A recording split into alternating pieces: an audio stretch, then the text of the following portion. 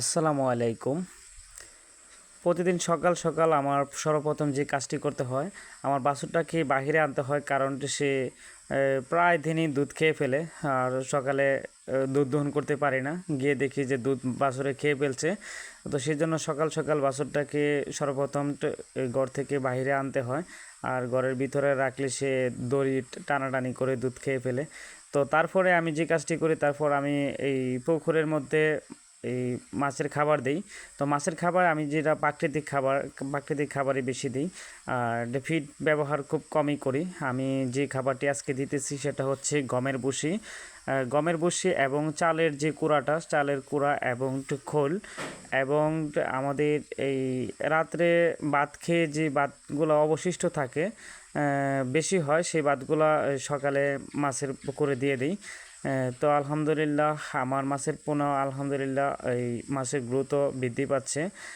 তো আরেক দিন আপনাদেরকে দেখাবো যে মাছগুলো কেমন হয়েছে। তো তারপরে আসলাম কাঁঠাল গাছে, দেখি কাঁঠাল গাছে পেকে গেছে। তো সেই জন্য একটি কাঁঠাল পেড়ে নিয়েছি এবং আমরা কাঁঠালটি এখন খাবো।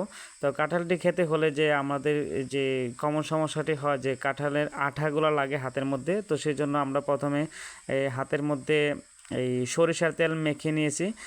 সরিষার তেল মেখে কাঁঠাল খেলে আর কোনো সমস্যা হয় না, হাতের মধ্যে কাঁঠালের আঠা লাগে না।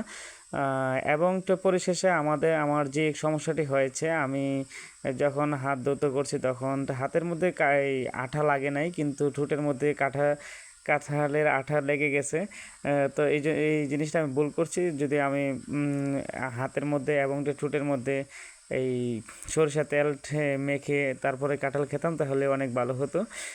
যাই হোক, তারপর আমার বাছুরটাকে আমি ঘাস দিয়ে দিচ্ছি, এবং যে সারটি কোরবানি দিয়ে বিক্রি করব, সেই সারটিকে আমি খাবার দিয়ে দিচ্ছি।